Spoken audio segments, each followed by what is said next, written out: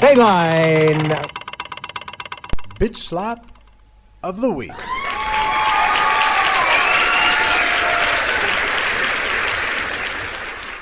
What some might call the most satisfying part of Dateline is here. Dynamite! This is where we administer instant justice. No media disinformation, no liberal spin, facts presented, and retribution given. This week's winner of the Bitch Slap of the Week,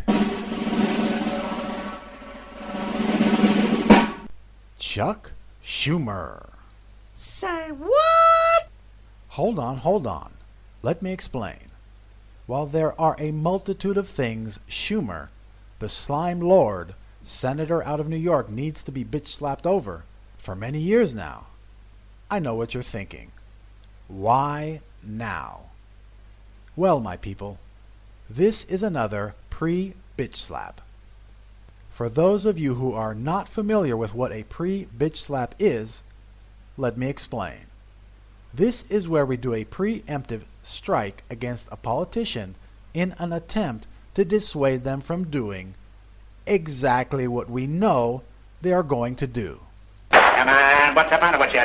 For example, when the rumor of Paul Ryan taking over as Speaker of the House for John Boehner was circulating, we pre-bitch slapped Ryan as to discourage him from taking the speakership, because we knew that he was just another establishment tool hell-bent on surrendering to Obama's agenda. He's a traitor. But did anyone listen to me? No! And look what we got. Ryan betrayed his constituents, the Republican voters that gave the GOP the power to stop Obama's destructive policies, and he betrayed the American people, as he funded all of Obama's wish list at the tune of $1.1 trillion. What's the matter with you?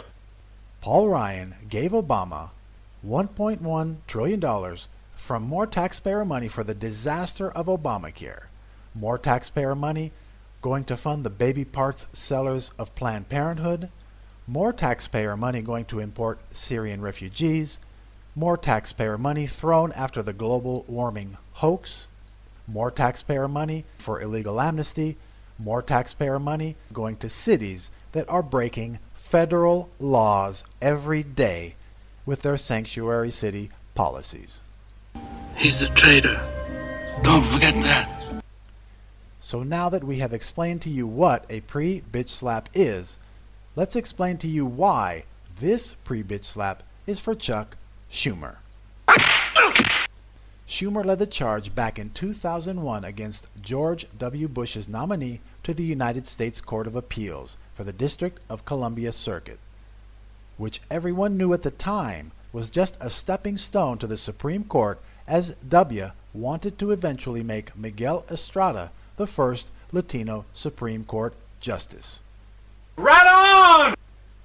As Chuck has always been a purely partisan political hack, Schumer pointed to the fact that Estrada didn't have any judicial experience to be confirmed.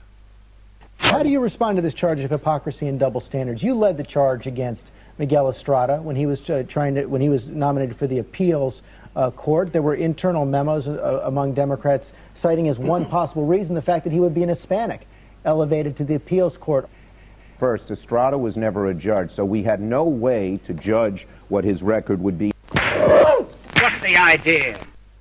But of course, when Elena Kagan, the dean of Harvard Law School, was nominated by President Obama, even though she never sat on the bench as a judge, ever, Schumer was her biggest cheerleader.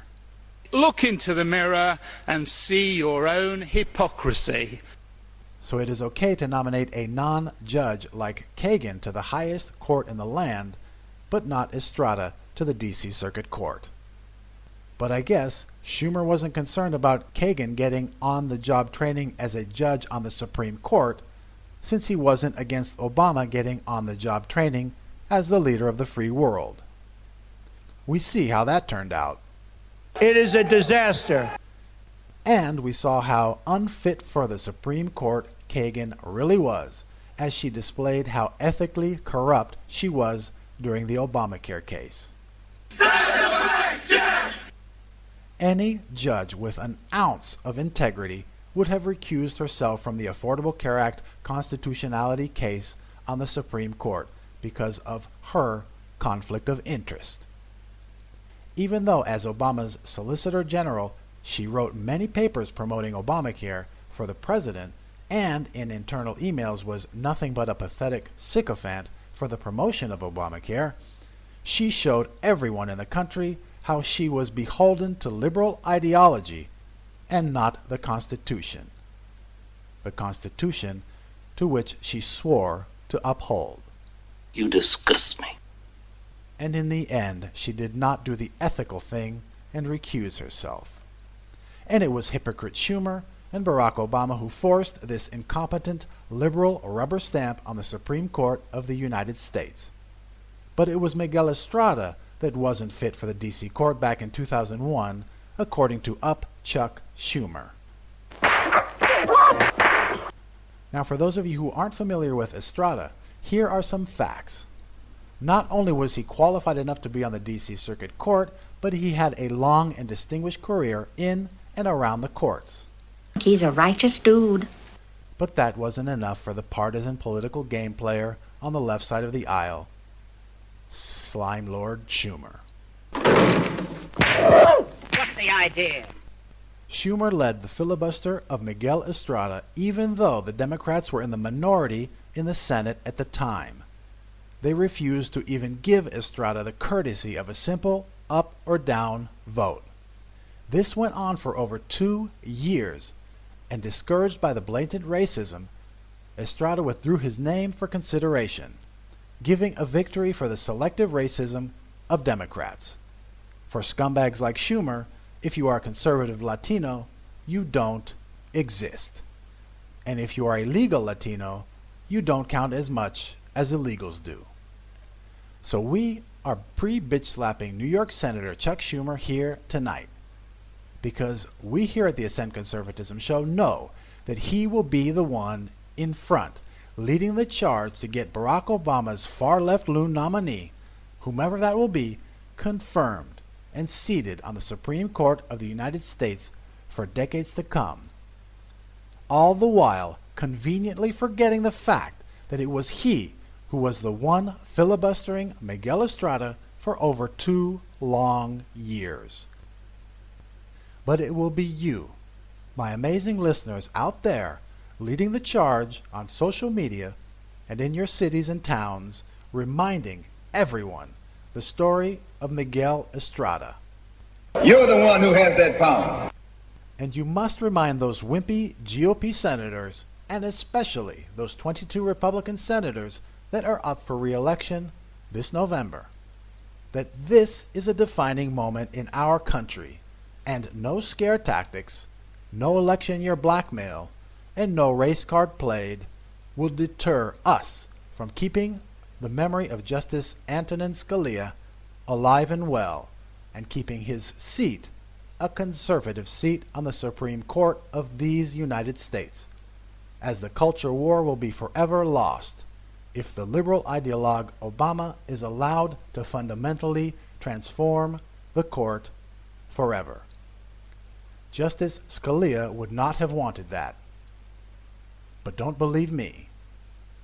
Let the late, great Justice Antonin Gregory Scalia tell you himself. I would not like to be replaced by someone who immediately sets about undoing everything that I've tried to do for 25 years, 26 years. Sure. But, I mean, I shouldn't have to tell you that.